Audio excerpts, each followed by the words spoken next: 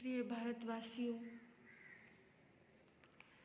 देश आज एक बहुत नाजुक दौर से गुजर रहा है। कोरोना महामारी की ये दूसरी लहर, ये सब तरफ दर्द के बादल मंडरा रहे हैं। बंधुओं, आज उस परमात्मा से, उस इष्ट देव से मैं प्रार्थना करती हूँ कि हे ईश्वर, उन सभी लोगों को स्वस्थ कर दे, उन सभी लोगों को दर्द से मुक्त कर दे। उन सभी के लिए प्रार्थना कर रही हूँ जो लोग भी आज दर्द से जूझ रहे हैं। मंगल कामना करती हूँ, दुआ करती हूँ कि इस भारत देश का प्रत्येक प्राणी सुख, शांति और स्वास्थ्य लाभ को प्राप्त हो।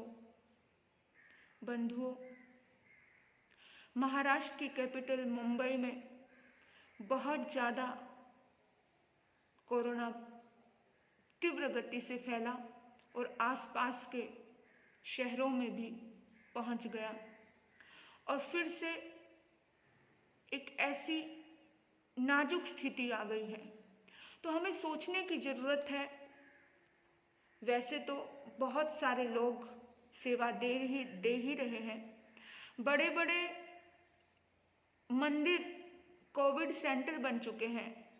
आज हॉस्पिटलों पर ओवरलोड है, जगह नहीं मिल रही है, बेड नहीं मिल रहे हैं, बहुत कुछ अर्थव्यवस्था भी चरमरा रही है।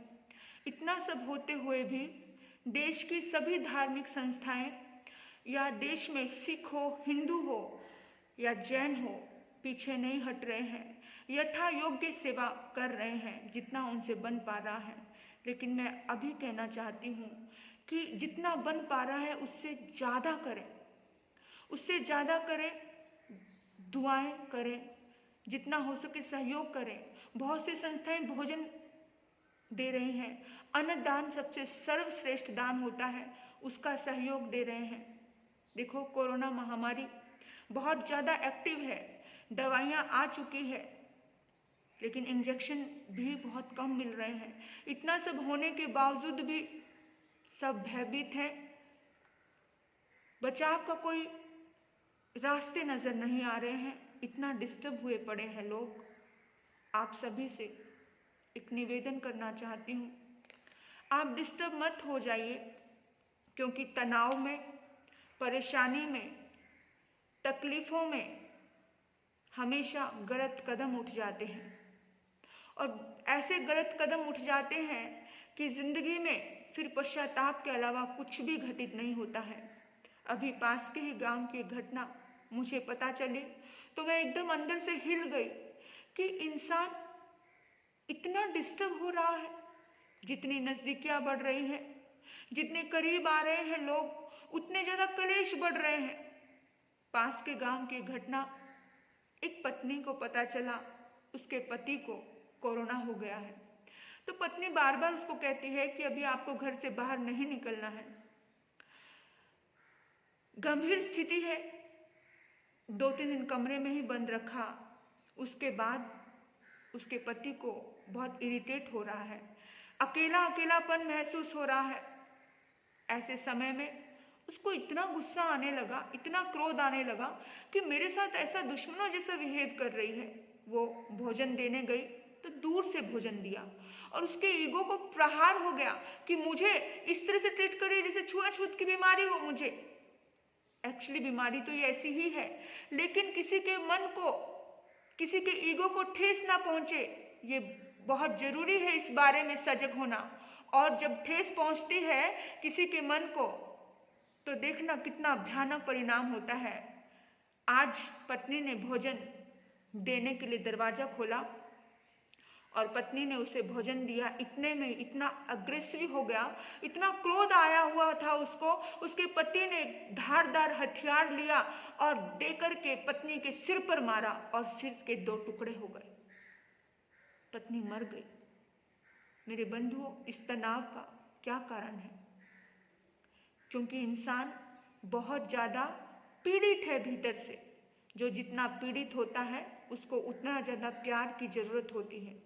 तो उसको प्रेम जैसे बिहेव करें, प्रेम के साथ उसको समझने की कोशिश करें, क्योंकि ये स्थिति बहुत भयानक है। कोई भी गलत कदम उठाने के लिए किसी को भी मजबूर ना करें। अब किसको दोष दें, परिस्थितियाँ बहुत ज़्यादा नाजुक है। मैं कहना चाहती हूँ, जैसे ही पता चले आपको कि किसी को कोरोना हो गया है, उसी वक्त उससे बातें करें, 10-15 मिनट उसको समय दें और उसको रिलैक्स करें और उसको हंसने के लिए मजबूर करें। इतनी खुशियाँ दें उसको कि भैया सब ठीक हो जाएगा, चिंता करने की कोई आवश्यकता नहीं है, सब अच्छा हो जाएगा। जानते हो, हम चिंतित ज़्यादा हो जाते हैं क्योंकि हम अपने आप को कमज़ोर समझते हैं। एक घटना मैं बता रही हूँ आपको। घटना ऐसी है कि हिरन प्रति घंटा 90 किलोमीटर चल लेती है और बाघ प्रति घंटा 60 किलोमीटर चलता है, यानी दौड़ता है। ये दोनों, बाघ उसके मुताबिक कमजोर है दौड़ने में, हिरन ताकतवर है दौड़ने में, लेकिन फिर भी बाघ हिरन का शिकार कर लेता है। क्यों? सोचा है कभी? हमेशा बाघ ही हिरन का शिकार करता है, क्यों? उसके पीछे रीजन है कि जिस वक्त हिरन को पता चलता है कि बाघ है, वो दौड़ता तो है, लेकिन जैसे ही वो दौड़ता है उसके भीतर में एक भय पैदा हो जाता है, उसके भीतर में एक इनसिक्योर भावना पैदा हो जाती है। उसको ऐसा लगता है कि बाघ मेरे से मजबूत है और वो दौड़ते दौड़ते पीछे मुड़ मुड़ कर देखता है, जिसकी वजह से उसका मनोबल, उसका आत्मबल कमजोर पड़ जाता है और जितना वो ग्रिप पकड़ना चाहिए उतनी वो नहीं पकड़ पाता और इसीलिए वो मर जाता है। बाघ उसका शिकार कर लेता है। बिल्कुल सेम यही स्थिति कोरोना के साथ हो रही है। हम लोग नेगेटिव हो रहे हैं, हम अपना आत्मविश्वास कमजोर कर रहे हैं और उसकी वजह से हमारा सब कुछ तहस नहस हो रहा है। सकारात्मक सोचे, अच्छा सोचे, बुरी न्यूज मत देखे, बार बार नेगेटिव चीजें मत देखे, क्योंकि बुरी न्यूज, बुरी चीजें भी एक बहुत बड़ा वायरस है। जैसा सोचोगे, जैसा दिमाग में भरोगे, वैसा ही चिंतन जागता रहेगा।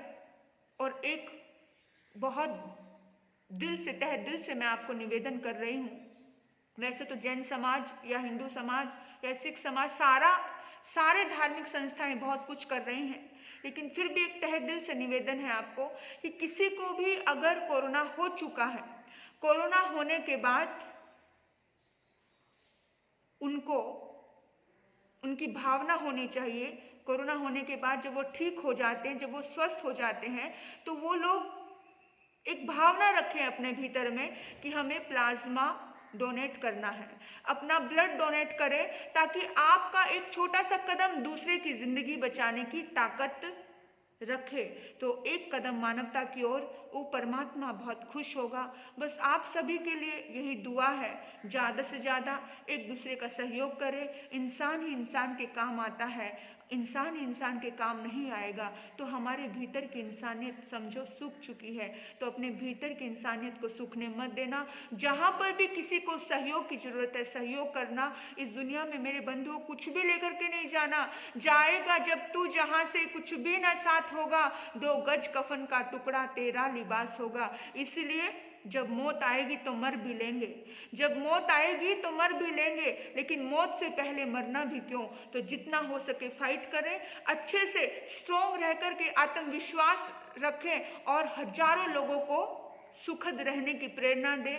देखिए, आयुष कर्म शेष है तो दुनिया की कोई ताकत आपका कुछ भी बिगाड़ नहीं सकती है। कोरोना क्या, कोरोना का बाप भी आ जाए, आपका कुछ बिगड़ने वाला नहीं है। हाँ, आयुष कर्म नहीं है शेष और कोरोना से ही मौत होने वाली है तो मौत होती है, लेकिन अपने आप को कमजोर मत माने। जब तक जिंदगी है, जब तक जीवन है, तब तक आप कुछ अच्छा करने का प्रयास करें, ताकि उस अदालत में जाकर के परमात्मा को बता सके कि प्रभु हमने इतना सब अच्छा किया है, भगवान आपसे खुश हो जाए और आपके मंगलमय जीवन की कामना करते हुए आप सभी दर्द से मुक्त हो जाएं, सुखद जीवन का एहसास करें।